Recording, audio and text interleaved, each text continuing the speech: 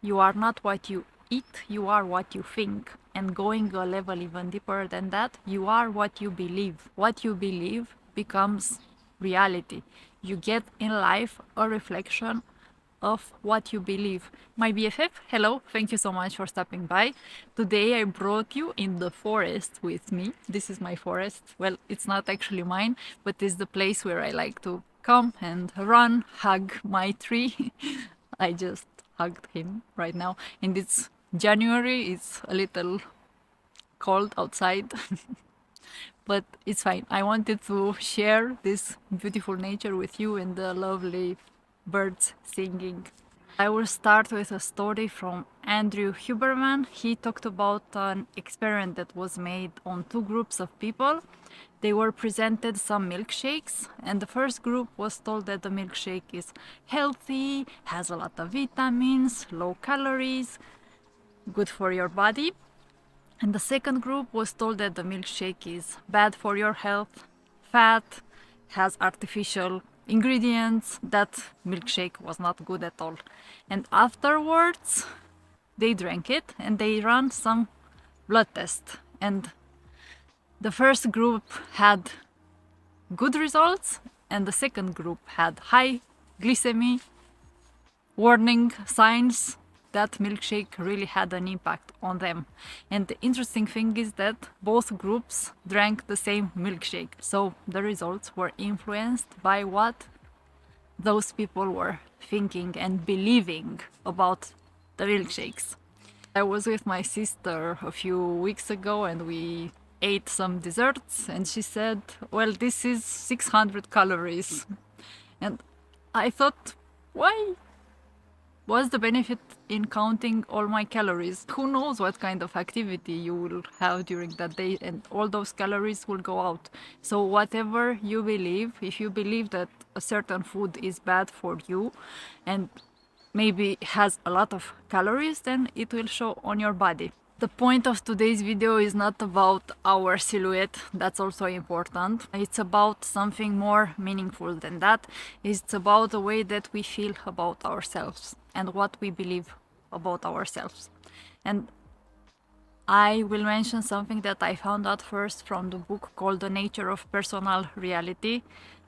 The book is from the 70s, written by Jane Roberts. It's a little hard to digest, not necessarily because it's from the 70s, because Jane Roberts said that that book was dictated by an entity called Seth. That is a little esoteric if you don't believe in that.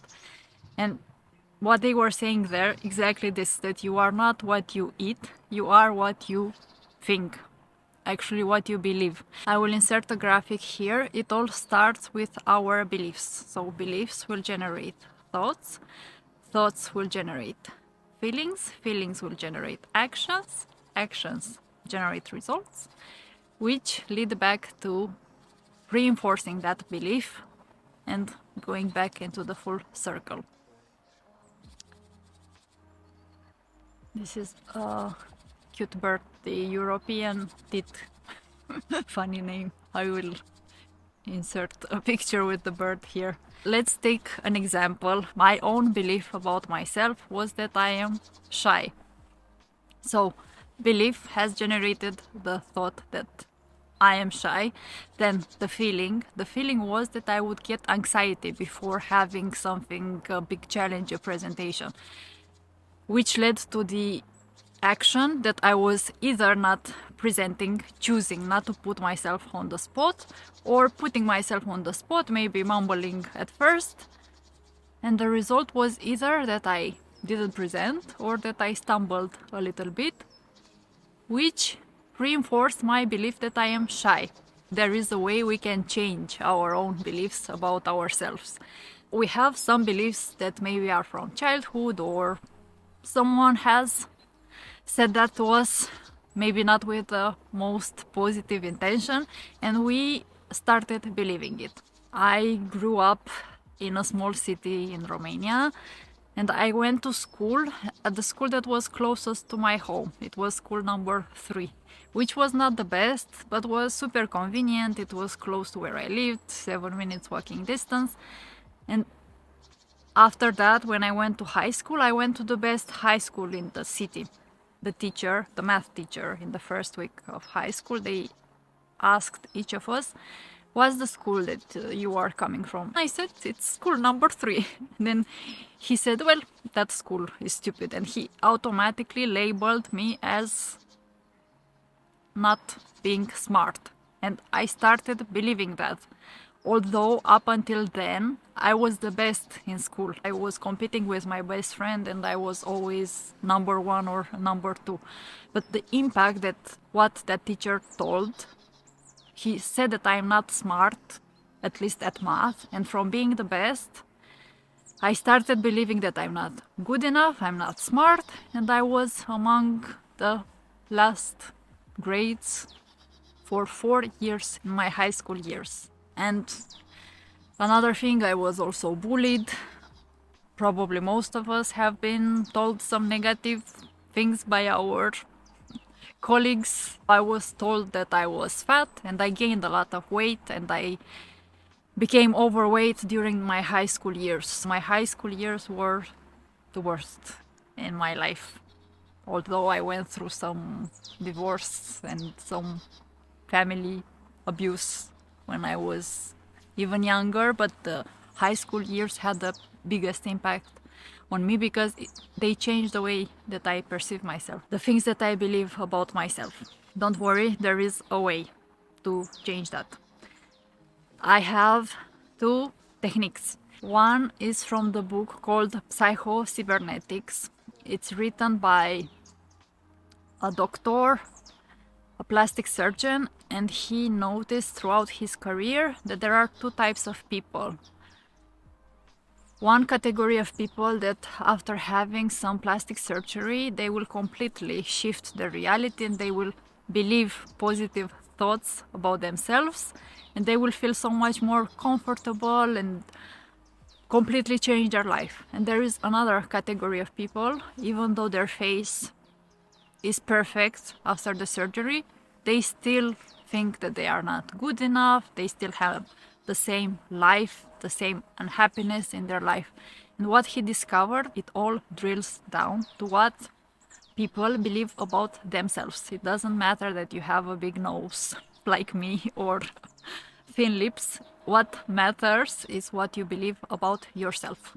Now for the technique. One technique is to ask 4 questions. This is from the book Psycho-Cybernetics. The first question is this belief true? Is there any rational reason to believe it? And going back to my own belief about myself, that I am shy. So my answer would have been yes. This belief is rational because I have some examples when I had a presentation and I stumbled, I didn't have the courage to speak up. So yes, it's true. The second question is it possible that I am wrong? Is this belief absolutely true? Is it possible that I am mistaken? Here is where you may start questioning your own belief. If you ask this question, is it really true? The third question is, would I believe the same thing about someone else? In my case, never in a million years would I have believed the same thing about someone else. I was not harsh and as critical with anyone else.